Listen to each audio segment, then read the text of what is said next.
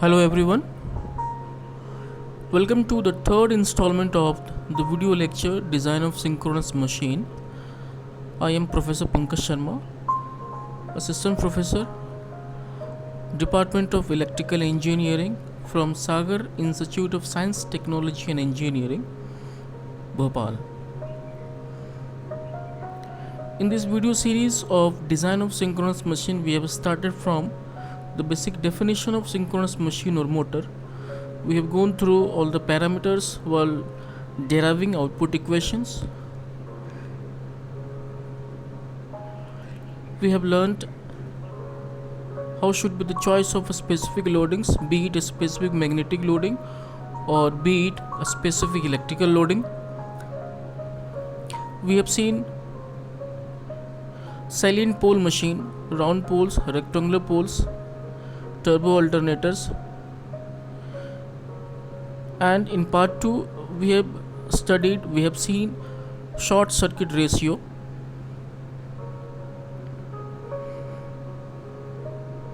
length of the air gap, its advantages and disadvantages, estimation of length of air gap, selection of number of slots, turns per phase. Today in this video lecture we are going to start from conductor section.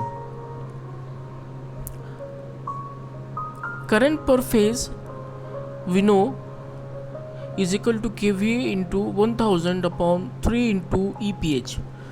The conductor current IZ is equal to IPH when all the turns per phase are connected in series, but IZ is equal to IPH upon A if there are a number of parallel paths per phase. Sectional area of the stator conductor AS is equal to IS upon delta S, where delta S is the current density in stator windings and IS is stator current per phase. A suitable value of current density has to be assumed considering the advantages and disadvantages. Here are the advantages of higher value of current density.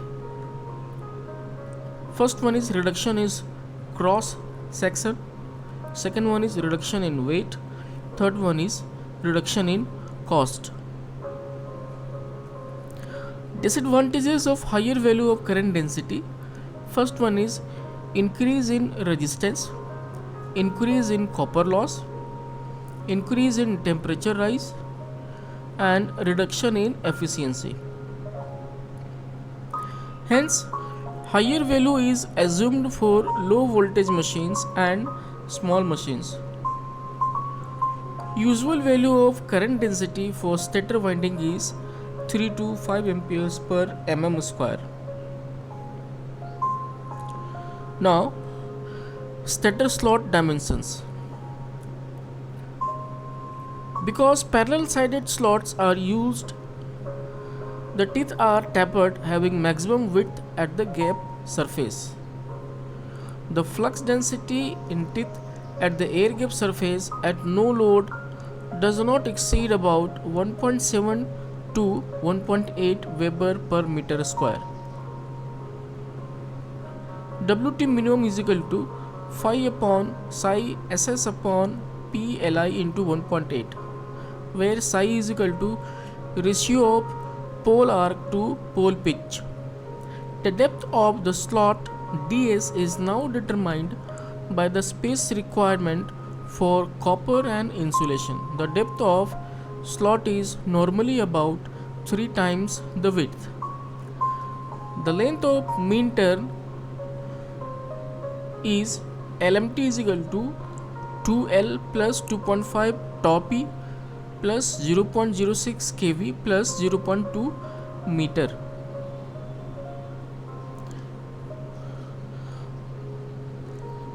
The next topic is design of field system for the salient pole rotor.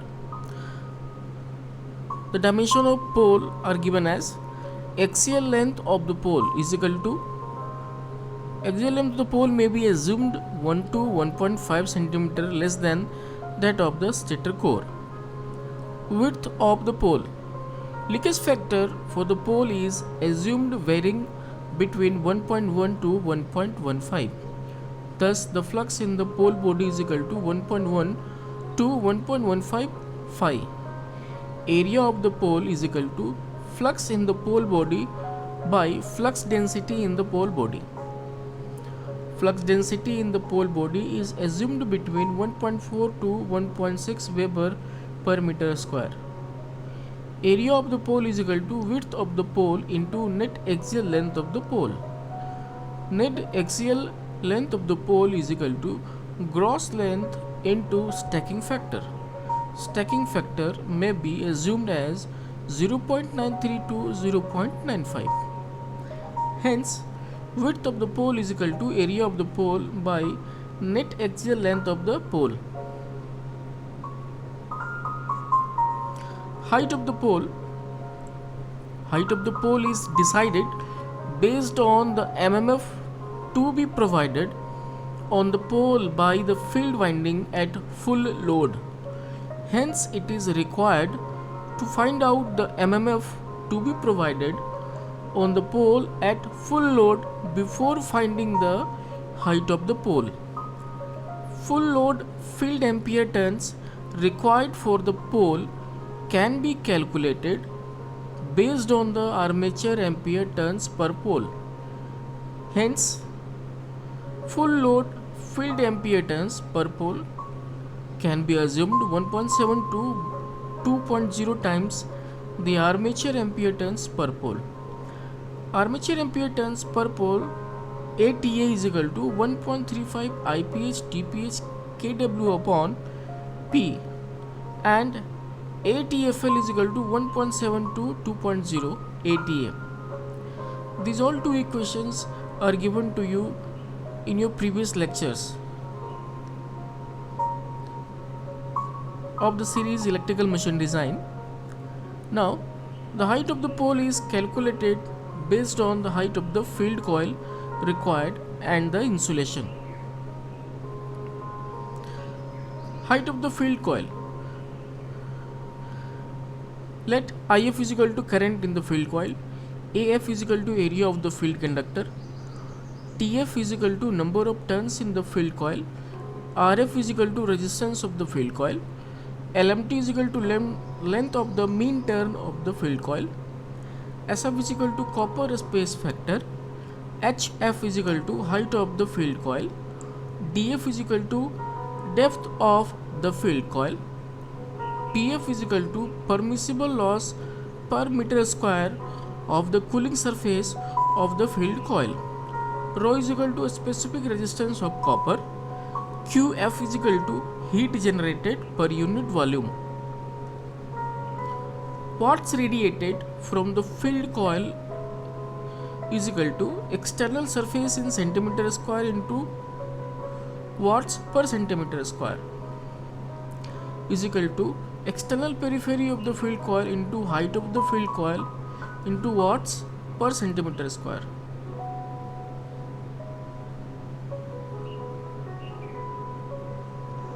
Total loss.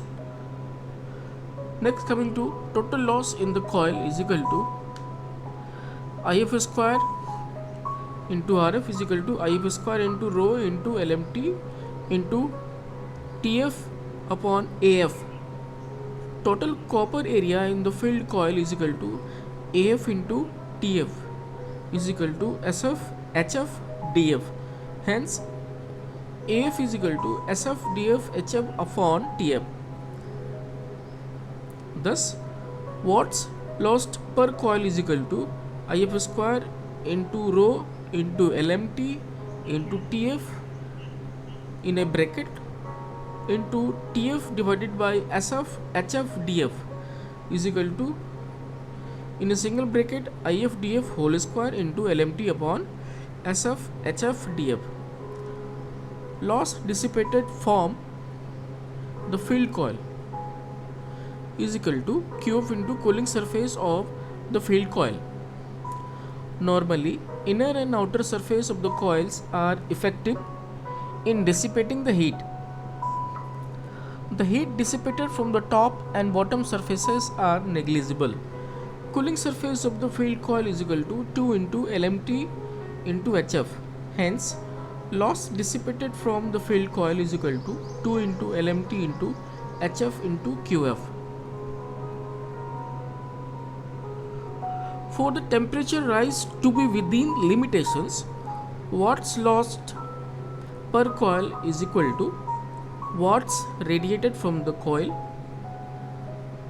IFTF whole square rho into LMT divided by SF HF DF is equal to 2 into LMT into HF into QF.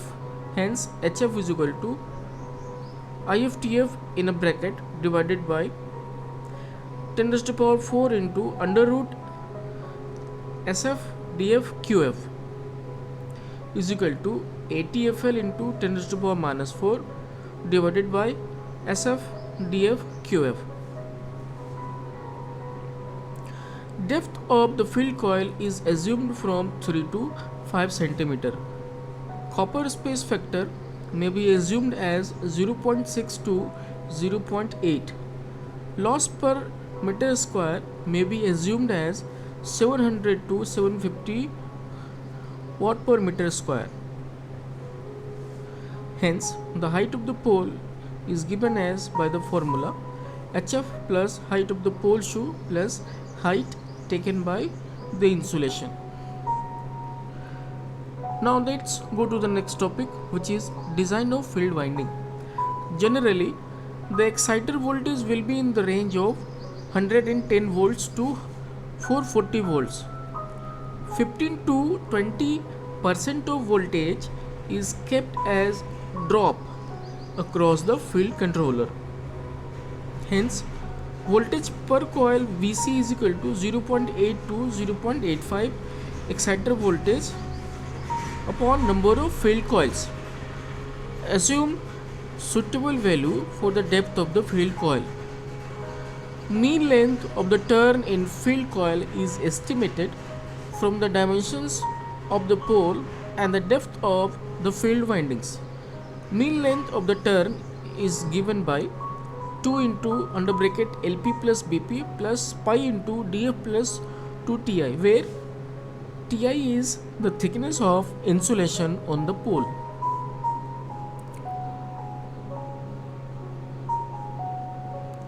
Sectional area of the conductor can be calculated as follows.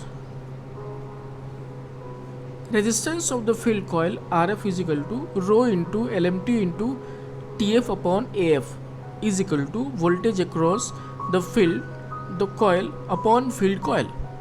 VC upon IF is equal to rho into LMT into TF upon AF. Hence AF is equal to rho into LMT into IF TF divided by VC. Field current can be estimated by assuming a suitable value of current density in the field winding. Generally, the value of current density may be taken as 3.5 to 4 ampere per mm square. Hence, IF is equal to DF into AF. Number of turns in the field winding, that is TF, is equal to full load field ampere turns upon field current is equal to A TFL divided by IF. Height of the field winding HF is equal to A TFL into 10 raised to the power minus 4 divided by under root SF DF QF. Resistance of the field winding RF is equal to rho LMT TF upon AF. Copper loss in the field winding is equal to IF square into RF. Let us go to the next topic, design of the field system for non-salient pole alternator. In case of turbo alternators, the rotor windings or the field windings are distributed in the rotor slots as shown in the diagram. Normally, 70% of the rotor is slotted and remaining portion is unslotted in order to form the pole. In the diagram, you can see slot, field coil, the pole, the shaft.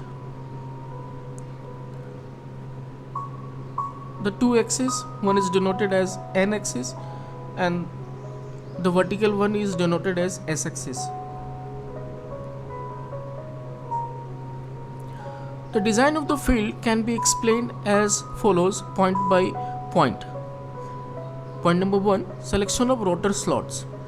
Total number of rotor slots may be assumed as 50 to 70% of stator slots pitch. However, the rotor slots must satisfy the following conditions in order to avoid the desirable effects of harmonics in the flux density waveforms. There should be no common factor between the number of rotor slots pitches and number of stator slot pitches. Kindly note it. There should be no common factor between the number of rotor slot pitches and number of stator slot pitches. Point number B. Number of rotor slots should be divisible by 4 for a 2-pole synchronous machine. That means the number of rotor slots must be the multiple of 4.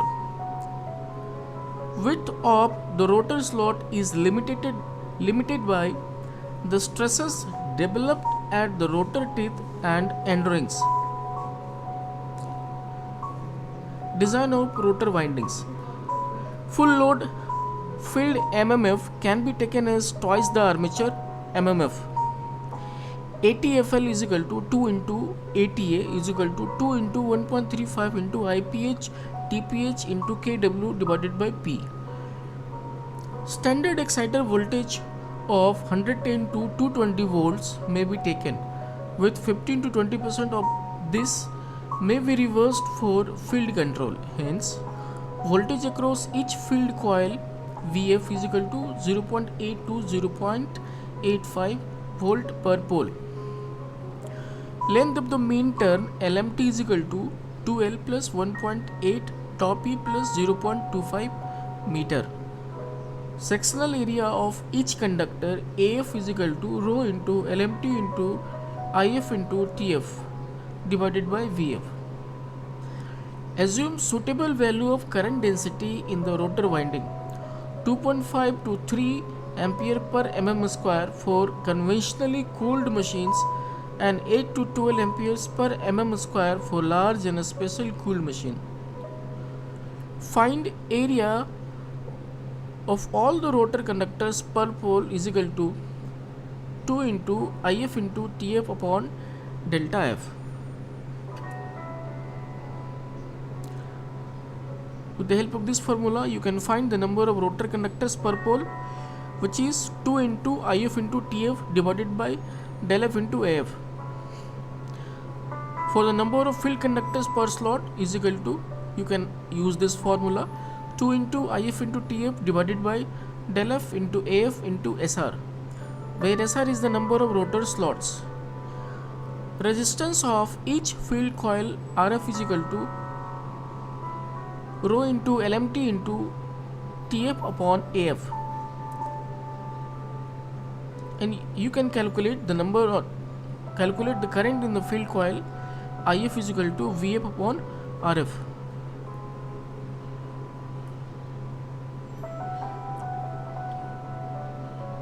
This is all about this video. This is the end of this part 3. Thank you so much. I'll be coming with the next video series. Till then, thank you so much.